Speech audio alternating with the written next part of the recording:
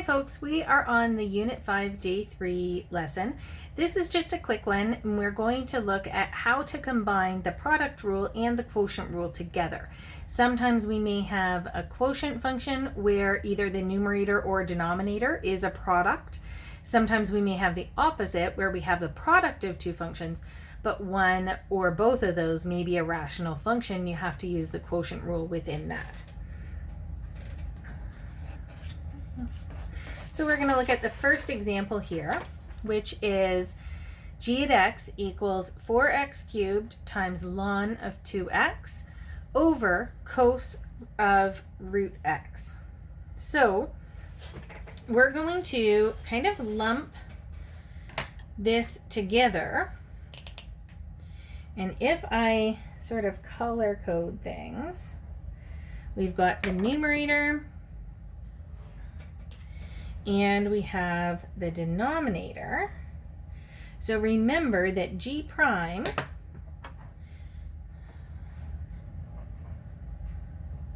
is equal to, so it's going to be the denominator, so purple, times the derivative of the numerator. So I'm going to put like pink circle prime, minus the numerator times the derivative of the denominator. So purple prime, all over the denominator squared.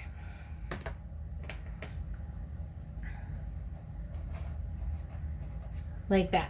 So here is where we're going to do the derivative of the top, the pink bubble, and here's where we're going to do the derivative of the bottom.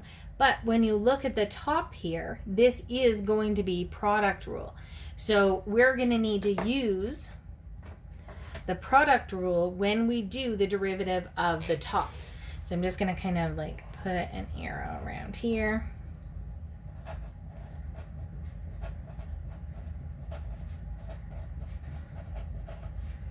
So we're going to have to, within this kind of pink bubble, we're going to have to do product rule.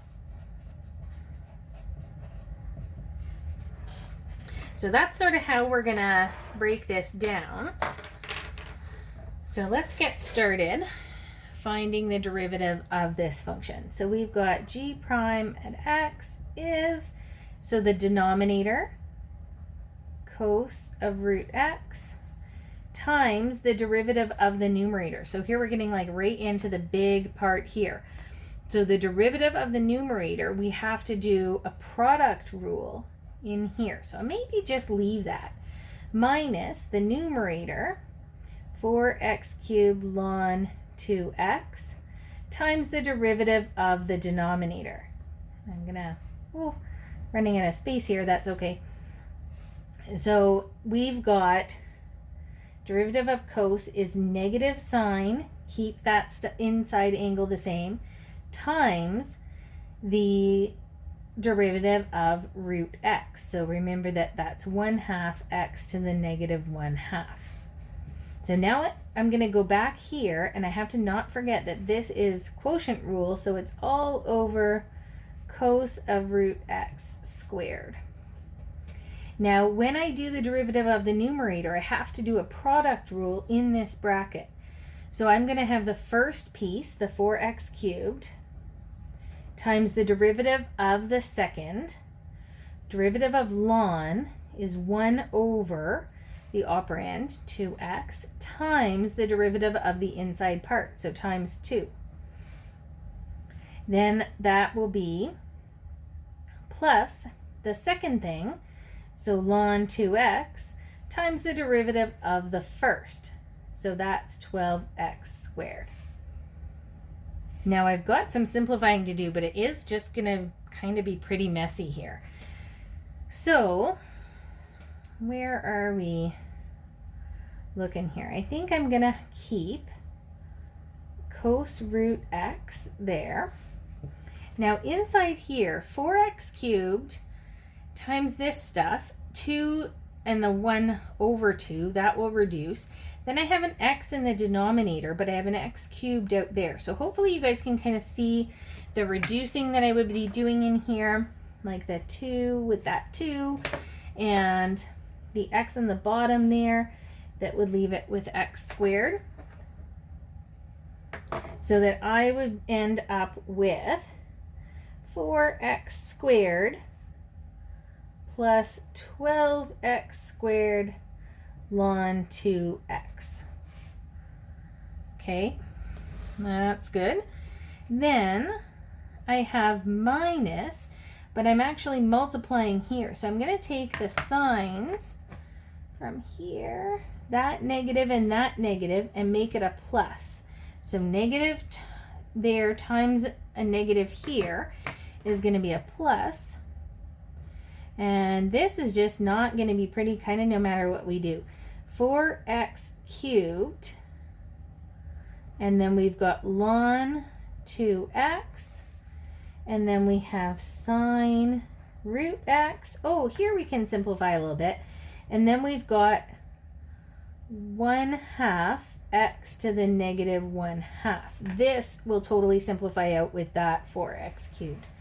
And on the bottom, I want you to be really careful here. This is not cos of root x squared, it's cos squared. So I'm going to rewrite that. Remember, we put the squared there when we mean cosine of the angle times the cosine of the angle. We're not squaring that root x. Okay. I don't think I'm going to be able to do too much here. Cos root x, 4x squared plus 12x squared ln 2x. And here the 4 times that 1/2 is 4. And the negative 1/2, we get x, 2, that would be 6/2, so minus 1/2 is 5/2.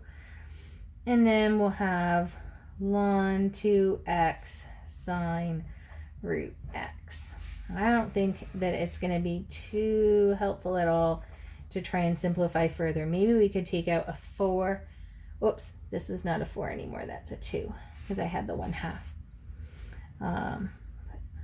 2 there. So you could maybe factor it a 2, maybe a factor of x, but with all of this other stuff, it's going to be pretty hard to solve this for anything. But it is good practice of how to apply multiple derivative rules at a time.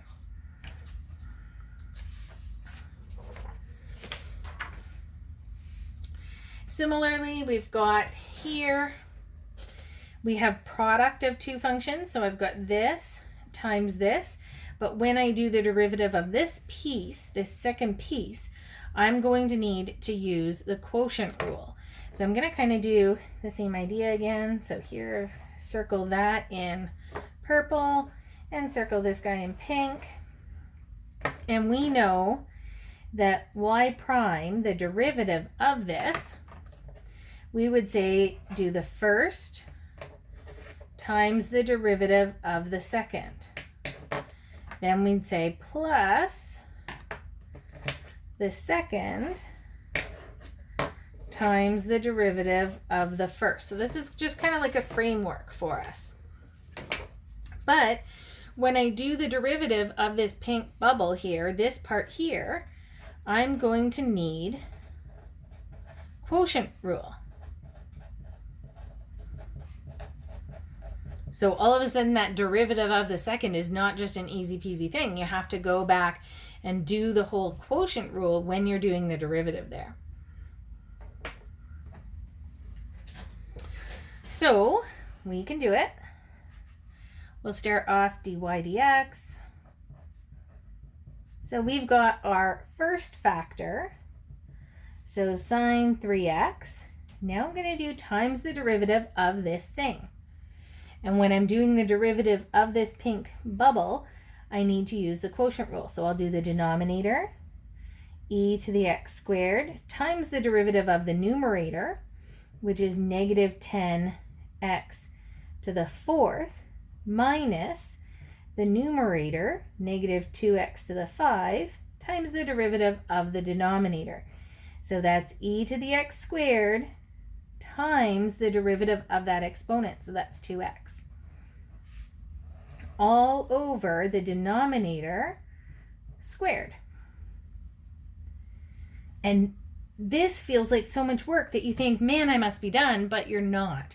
Because this, remember, was like the purple bubble times the derivative of the pink bubble. You still have this stuff. We still have to keep this the same, plus, and keep all of this here, negative 2x to the 5 over e to the x squared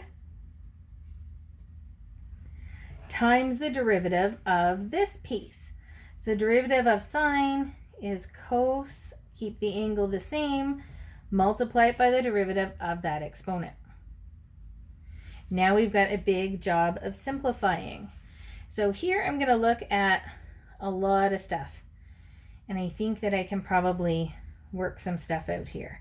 So sine 3x, and now I'm just going to say that's negative 10 x to the 4th times e to the x squared plus minus that negative. Now I have 2 and another 2, so I've got 4 x to the 6 e to the x squared. So negative 2 times 2, then x to the 5 times x is x to the 6, and I still have that thing, over e to the x squared squared.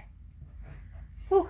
Okay, and then here I'm just going to put the 3 with the 2 and make it minus 6x to the 5 cos 3x over e to the x squared.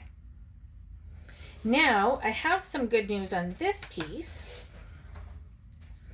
that we would have this e to the x squared and that e to the x squared, and here on the bottom I have e to the x squared squared, so that will reduce that squared,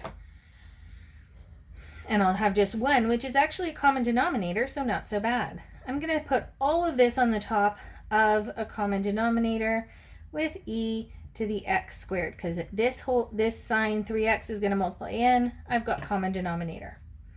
So I've got negative 10 x to the 4th sine 3x plus 4x to the 6 sine 3x minus 6x to the 5 cos 3x.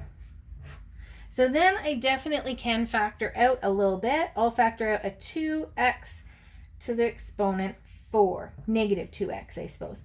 So negative 2x to the 4th, I get 5 sine 3x minus 2x squared sine 3x and plus 3x cos 3x. So at least that gives us 1 0 for sure. I don't think we would be very reasonably able to solve like the big mess, but we would know that the derivative would equal 0 at x equals 0, and that's something. This inside part would be much harder to solve. So just take your time. I really do recommend kind of drawing out some like little picture representation of the big idea of what you're doing, and kind of highlight any of those derivative bubbles that are going to need more work, like that you need to use quotient rule, and that's not just a straightforward thing. But just kind of take your time, go slow, think ahead about how these bigger functions are kind of put together and what order you need to do those derivative rules in.